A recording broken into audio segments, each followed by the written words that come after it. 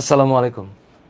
2025-এর এই সময়টাতে অর্থাৎ 24শে জুলাই, অ্যাকচুয়ালি এখন 25শে জুলাই রাত 12টার পরে, 24শে জুলাই 2025-এ তোমরা যারা এই মুহূর্তে এই ভিডিওটা দেখছো, একাদশ শ্রেণীর ভর্তির বিজ্ঞপ্তিটা ওয়েবসাইটে প্রকাশিত হয়েছে।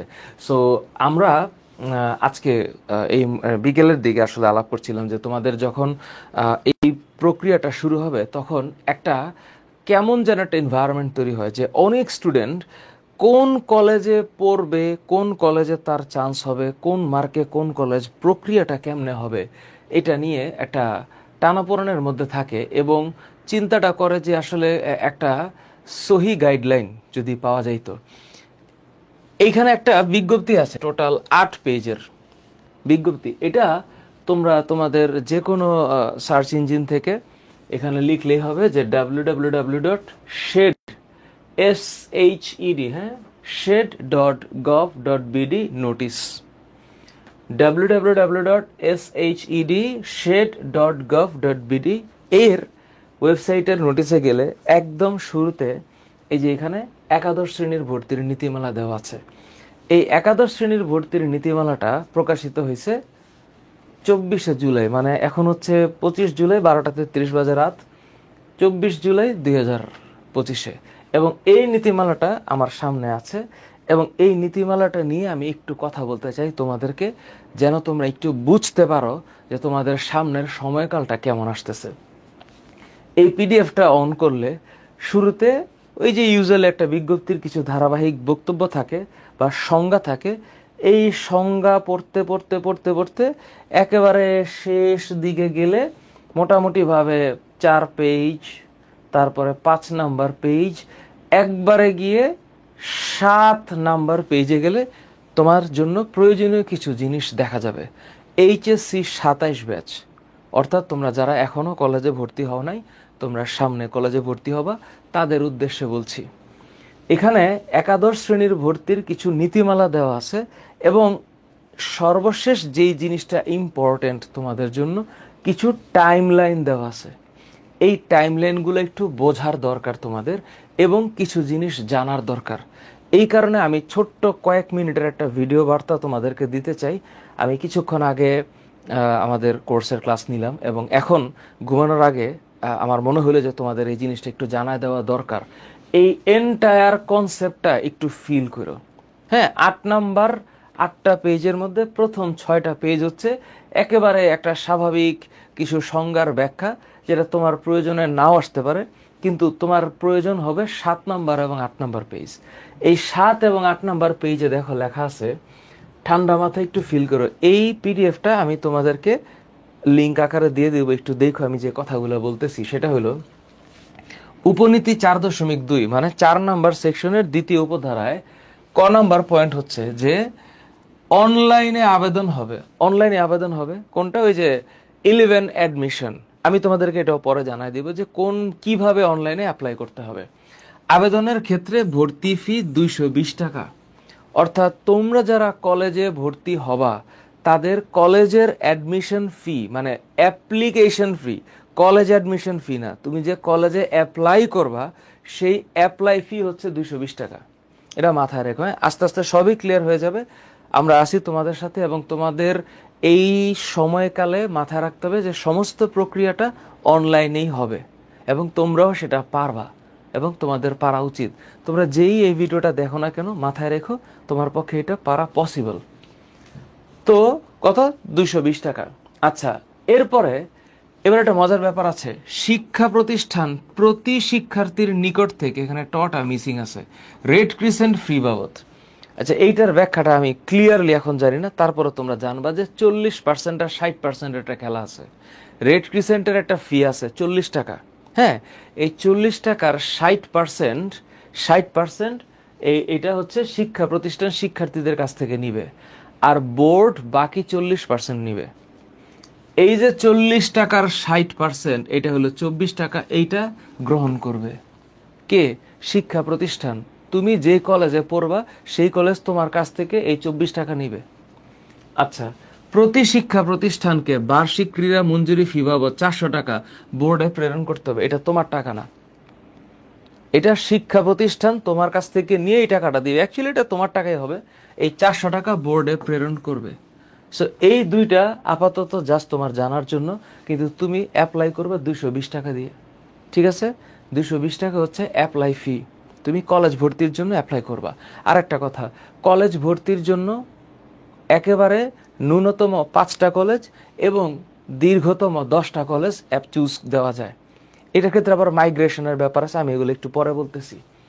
এরপরে এমপিও ভুক্ত মানে মান্থলি পে অর্ডার, অর্থাৎ যেই সকল কলেজের শিক্ষকগণ সরকারি ফি পায় এবং মানে সরকারি কোষাগার থেকে টাকা পায়, তাদেরকে এমপিও ভুক্ত কলেজ বলা হয় বা এমপিও ভুক্ত শিক্ষা প্রতিষ্ঠান।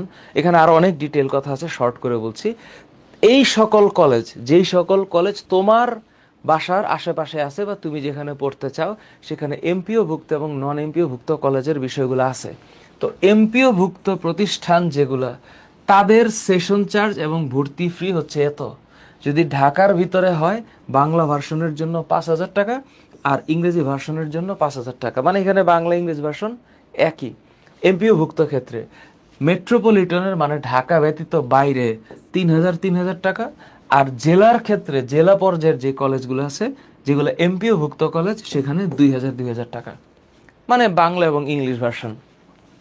উপজেলা বা মফস্বল এলাকায় যে কলেজগুলো আছে সেখানে 1,500 করে ভর্তি ফি। এটা হচ্ছে কলেজ ভর্তি ফি। আচ্ছা, এবার যেগুলা এমপিও ভুক্ত কলেজ না সেখানে একটু বেশি হবে। কেন? কারণ এমপিও ভুক্ত কলেজ বলতে তারা সরকারের কাছ থেকে টাকা পায়, কিন্তু নন এমপিও ভুক্ত কলেজ আসলে শিক্ষার্থীদের বেতনে টিচারদের বেতন হয় বা আনুষঙ্গিক আর অন্যান্য মানে ফান্ড থাকে। অর্থাৎ নন এমপিও ভুক্ত যারা আছে এই সকল কলেজের বেতনটা একটু বেশি।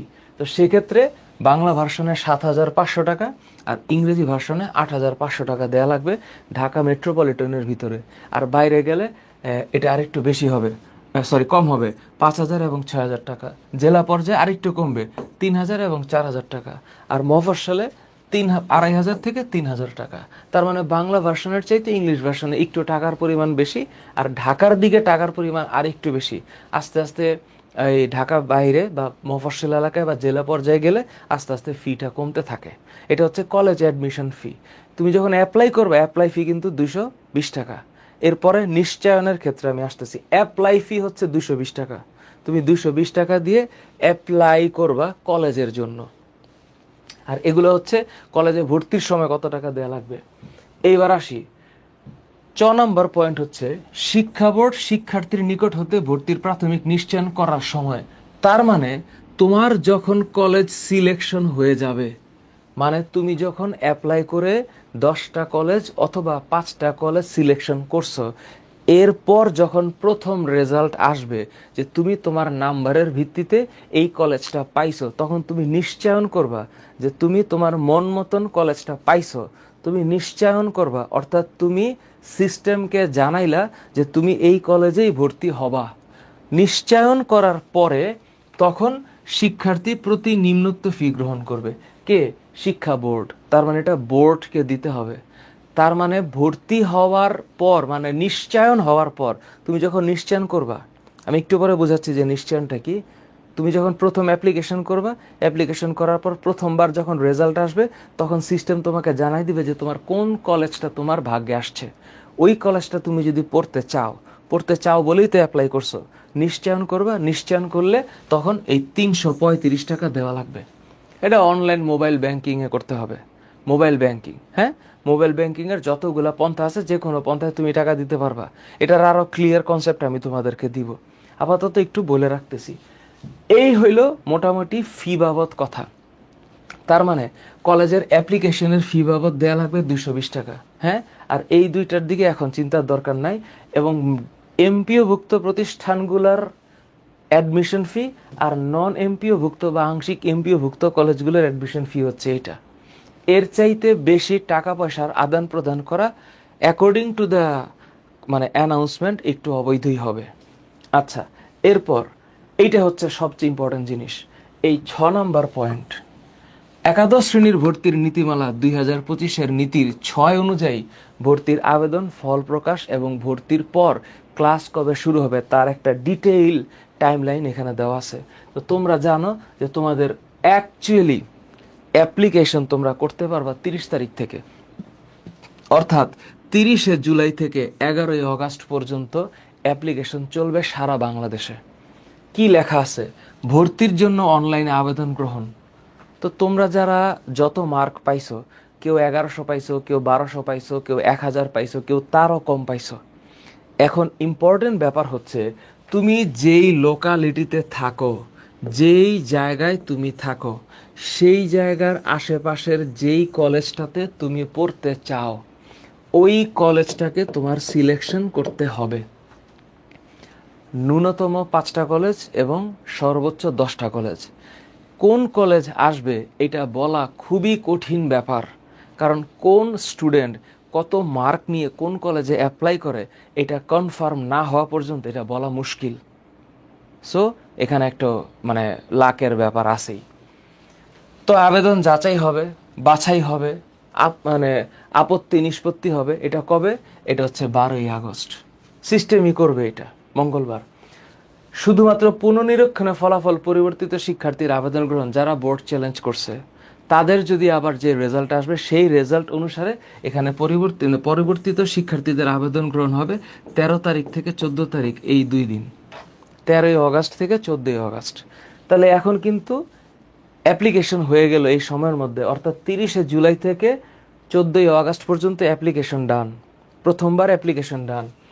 পছন্দক্রম পরিবর্তনের সময়, এই ঘটনাটা হইল 15 তারিখের মধ্যে যেটা হইতে পারে, স্টুডেন্ট যারা 30 তারিখে পছন্দের লিস্ট দিছে, যেমন মনে করো 1 নাম্বার কলেজ দিল এইটা, 2 নাম্বার কলেজ দিল এইটা, 3 number college, 4 number college, 5 number college, ধরো সিলেকশন দিল।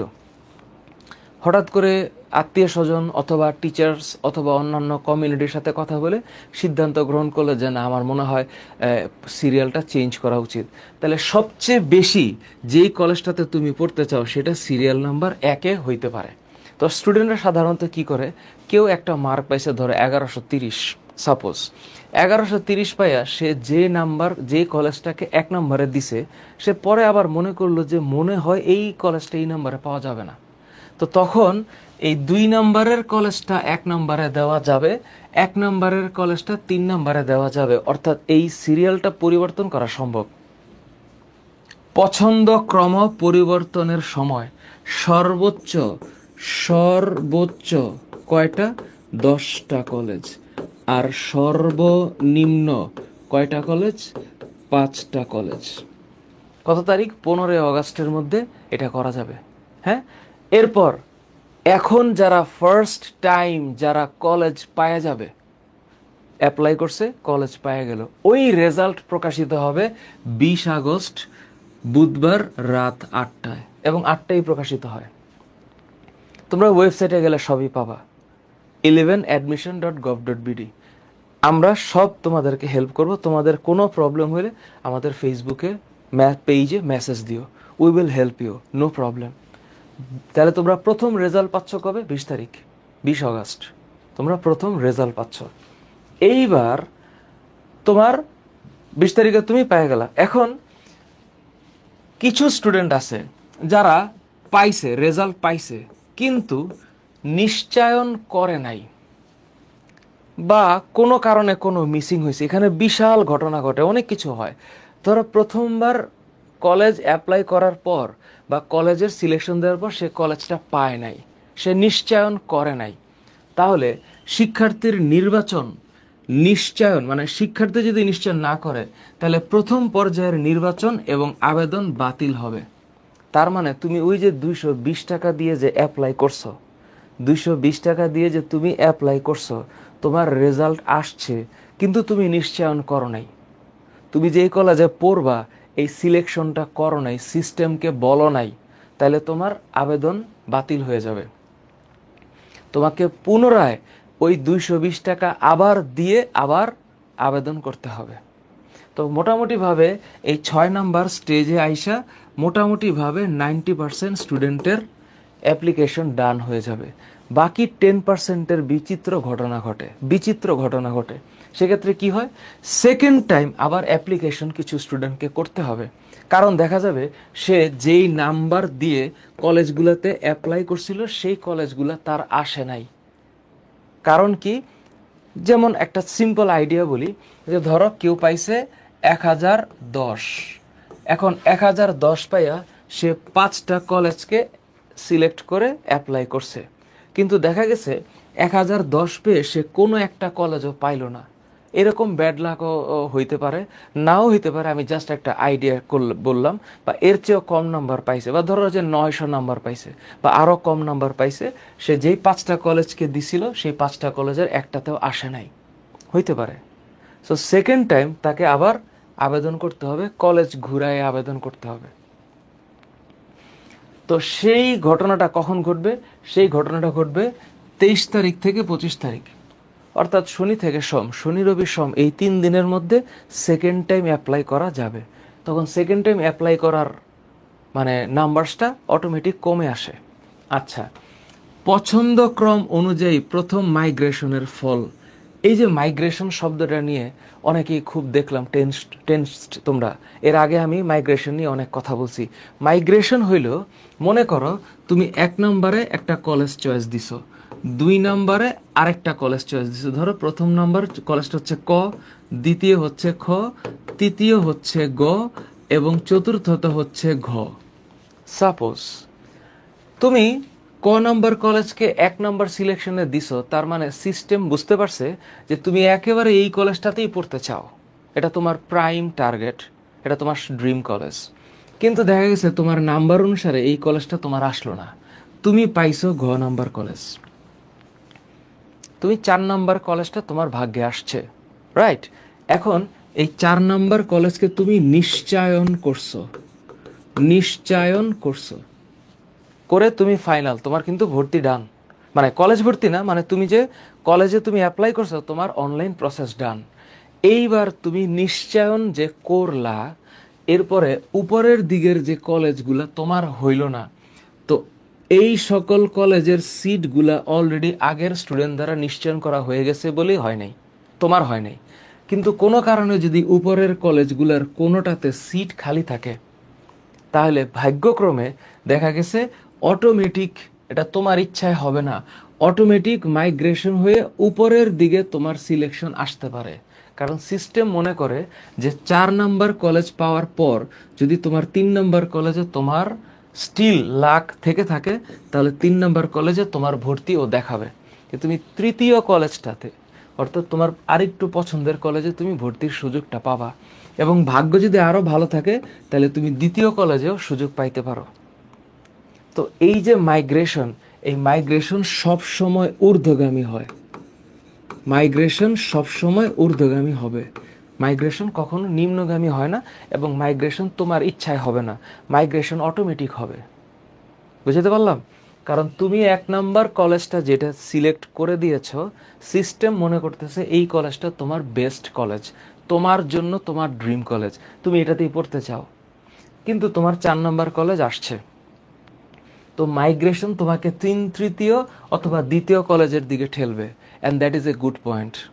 তোমার কাছে বেটার ফিল হওয়ার কথা। তার মানে all migration is good for student, যদি সে ঠিকমতো চয়েস লিস্ট দিতে পারে। এবার ওই যে সেকেন্ড টাইম যারা আবেদন করলো, এদের ফল প্রকাশ হবে 28শে অগস্ট। ভালো কথা। এরপরেও কিছু স্টুডেন্ট নিশ্চয়ন করবে না, এইখানেও কিছু স্টুডেন্টের আবেদন বাতিল হয়ে যাবে সেকেন্ড টাইমে, তখন আবার থার্ড টাইমেও আবেদন করা যাবে। এমনও অনেক হতভাগ্য স্টুডেন্ট আছে, প্রথমবার অ্যাপ্লাই করছে, কলেজ পায় নাই, দ্বিতীয়বার অ্যাপ্লাই করছে, তারপরেও কলেজ পায় নাই। তাইলে প্রথমবার কিন্তু 220 টাকা গেছে, দ্বিতীয়বারও কিন্তু 220 টাকা যাবে, যাওয়ার পর এখনো কলেজ পায় নাই। তারপরে তৃতীয়বার অ্যাপ্লাই করতে হবে, তখন আবার 220 টাকা লাগবে। তাহলে এই যে তৃতীয় পর্যায়ের আবেদন, তাহলে কখন আবেদন বাতিল হবে? যদি কেউ নিশ্চয়ন না করে বা কনফার্ম না করে। তার মানে এই তৃতীয় পর্যায়ের আবেদন যখন গ্রহণ হয়ে যাবে, এরপরে প্রথম মাইগ্রেশনের ফল পাওয়ার পর সেকেন্ড মাইগ্রেশনের একটা ফলাফল আসবে। কারণ ততক্ষণেও 100% স্টুডেন্টের অ্যাপ্লিকেশন ফর্ম ফিল আপ ডান হবে না। তাহলে এই হলো দ্বিতীয় মাইগ্রেশনের ফল। তাহলে তৃতীয় পর্যায়ের আবেদনের ফল প্রকাশ হবে 3রা সেপ্টেম্বর। এরপরের সর্বশেষ মাইগ্রেশন মানে থার্ড টাইমের মাইগ্রেশন আছে, এবং থার্ড টাইমের মাইগ্রেশন হচ্ছে 5ই সেপ্টেম্বর প্রকাশ পাবে। আলটিমেটলি সমস্ত প্রক্রিয়া হয়ে যাওয়ার পরে এতক্ষণের মধ্যে 98% স্টুডেন্টের, আমার মতে আমি যতটুকু দেখছি, সারা বাংলাদেশের ডেটা তো আমার কাছে নাই, যতটুকু আমি আমার মিরপুর জোন থেকে দেখছি, আমাদের অফিসের আশেপাশের কলেজগুলো থেকে, যে 98% স্টুডেন্টের মোটামুটি ভর্তি এর মধ্যে হয়ে যায়। বাকি 2% স্টিল তখনও ঝুলে, যে কোন কলেজে যাবে, তখন সেগুলো ম্যানুয়ালি করতে হয়। আবার কিছু কোটার বিষয় থাকে, এখানে কিছু কোটার ব্যাপার আছে। সেই কোটার ব্যাপারটা হচ্ছে এই যে এইখানে আছে, যে কোটার ব্যাপারটা হচ্ছে প্রত্যেকটা কলেজ 93% আসন সকলের জন্য উন্মুক্ত থাকবে, যা মেধার ভিত্তিতে, আসলে মেধার ভিত্তিতে বলতে নম্বরের ভিত্তিতে হওয়া উচিত। নম্বরের ভিত্তিতে, মেধার যাচাই করাটা শুধু নম্বর দিয়ে হচ্ছে।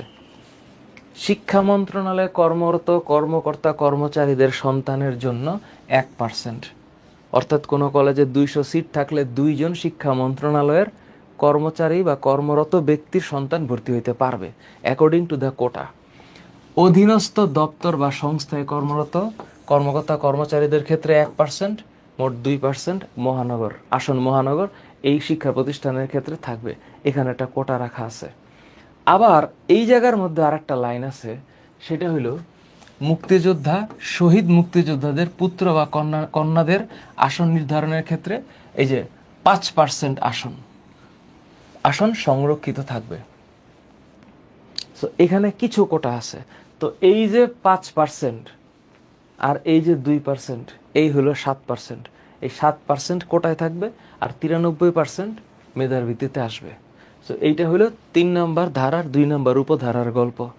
সো এই জিনিসটা হওয়ার পরে এই লাস্টে আইসা ভর্তি শুরু হবে কবে?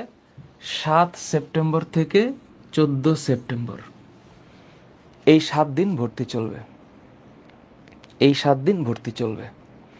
তাহলে এই 7 দিন ধরে যদি ভর্তি চলে, তাহলে ক্লাস শুরু হবে ইনশাআল্লাহ আগামী 15ই সেপ্টেম্বর 2025 সোমবার থেকে।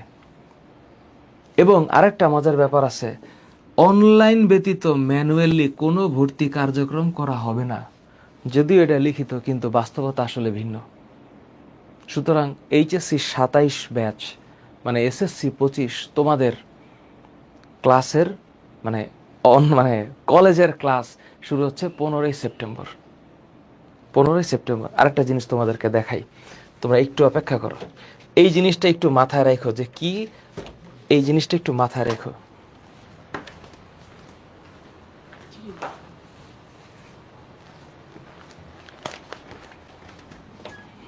আচ্ছা, আর আরেকটা খুশির খবর আমি তোমাদেরকে একটু দেই, সেটা হলো ভুলে গেছিলাম। তোমরা যারা ভালো কলেজ বা সেরা কলেজ বলতে যা বুঝায়, মানে আমরা Notre Dame college, Holy Cross college আর সেন্ট জোসেফ কলেজ, এই তিন কলেজ এর আওতাভুক্ত, তো না আর কি, এই 3 কলেজে ভর্তি পরীক্ষা হয়। এই ভর্তি পরীক্ষা দিয়ে টিকতে হয়, এটা তোমরা জানো আশা করি। সো এই 3 কলেজে মানে হলিক্রস মেয়েদের জন্য, নটরডেম আর সেন্ট জোসেফ ছেলেদের জন্য, এই 3টা মিশনারিজ কলেজে যখন ভর্তি পরীক্ষা হয়, তার মানে এই কলেজ কর্তৃপক্ষ অবশ্যই ভালো স্টুডেন্টদেরকে নিয়ে তাদের কার্যক্রম শুরু করে, যেটা বিগত বিভিন্ন বছর ধরে হচ্ছে। তোমরা যারা কোনো কোর্স বা অনলাইন বা অফলাইন কোনো কোর্সেই যুক্ত না, কিন্তু এখন তোমরা জিপিএ 5 পেয়েছো, তোমরা জানো এই সকল কলেজগুলোতে ভর্তির জন্য জিপিএ 5 পাওয়া লাগে। তো যদি তোমাদের মনে হয় যে তোমাদের এই 3 কলেজে ভর্তির জন্য একটা গাইডেন্স দরকার, তাহলে আমি বলবো এই যে গাইডেন্স, এফটি পাবলিকেশনের নটরডেম, হলিক্রস এবং সেন্ট জোসেফ কলেজের ভর্তি গাইড। এখন বলবা যে স্যার আপনি কেন এইভাবে দেখাচ্ছেন? বিকজ এই বইটা আমরা লিখছি, এবং এই বইটাতে আমরা চেষ্টা করছি যারা আমাদের কোর্সে নাই বা অন্য কোনো কোর্সে নাই, অথবা কোর্সে আছে, অথবা একাধিক কোর্সেও আছে, যেই হোক, চাইলে আমাদের এই বইটা তোমরা অর্ডার করতে পারো। এই বইটা তোমাদেরকে শেষ মুহূর্তে খুব স্বল্প সময়ের জন্য 10 থেকে 15 দিনের জন্য একটা প্রপার গাইডলাইন হিসেবে কাজ করবে। তোমরা যদি আমাদের ওয়েবসাইটে যাও FT, এই যে তোমরা যদি আমাদের ওয়েবসাইটে যাও, তাহলে ওয়েবসাইটে গেলে একদম শুরুতেই তোমরা এই বইটাকে অর্ডার করতে পারবা। গেলে এখানে বাই নাও-এ ক্লিক করলে you can have the book, অথবা তোমরা আমাদের এই যে শপে যাবা, এই শপে গেলে বইটা পাবা, এবং বইটাতে বাই নাও-এ ক্লিক করলে বইটার দাম 400 টাকা, এবং একটা শিপিং কস্ট আছে, সম্ভবত হোম ডেলিভারির একটা কস্ট আছে। এটা এখানে প্রোডাক্ট ডিটেলে গেলে যদি তুমি বাই নাও-এ যাও, তখন তোমাকে অ্যাড টু কার্ট করলো, তুমি কন্টিনিউ শপিং করবা, চেক আউট করবা, কয়টা বই দিতে পারো, দিয়ে তুমি তোমার অর্ডার প্লেস করবা। এবং তার আগে তুমি হোম ডেলিভারি চাও না সুন্দরবন কুরিয়ারে চাও? যদি হোম ডেলিভারি চাও, তাহলে সেখানে গিয়ে তোমার বাসা, রোড নাম্বার, জেলা, উপজেলা, নাম, মোবাইল নাম্বার, ইমেল চাইলে দিতে পারো, কোনো নোট থাকলে দিতে পারো। লেখার পরে তুমি এখানে প্লেস অর্ডার করবা, পেমেন্ট করবা, একেবারে একান্তই তোমার ইচ্ছা। ঠিক আছে? কেবলমাত্র যারা এই 3 কলেজে ভর্তি পরীক্ষায় অংশগ্রহণ করতে চাও তাদের জন্য এই বই, এছাড়া বাকিদের জন্য না। তোমরা যারা এই 3 কলেজে ভর্তি পরীক্ষা দিবে না, তাদের জন্য এই বইটা না। এখানে টোটাল 400 পেজের বই আছে, বইটার দাম 400 টাকা। সো এটা আমাদের একটা জাস্ট কয়েক দিনের জন্য কিছু মানে সাপোর্ট দেওয়ার জন্য স্টুডেন্টের কাছে বই। সো এই হলো আমার সামারি, সো এই হলো আমার কথা। এই পিডিএফটা তোমাদেরকে আমি দিয়ে দিচ্ছি, মাথায় রাখো। কোনো ধরনের প্রবলেম যদি ফেস করো বা এই জিনিসটা বুঝতে যদি তোমাদের কোনো কষ্ট হয়, আমাকে ইউটিউবের নিচে এই কমেন্টে জানিও, অথবা ফেসবুকে আমাদেরকে জানিও। তোমাদের সেবায় আমরা আছি, সর্বদা জাগ্রত। তোমাদের ভবিষ্যৎ উজ্জ্বল হোক এই কামনা করি, তোমাদের ভর্তি প্রক্রিয়া নির্ঝঞ্ঝাট হোক এই কামনা করি, তোমাদের জীবন সুন্দর হোক এই কামনা করি। Thank you so very much.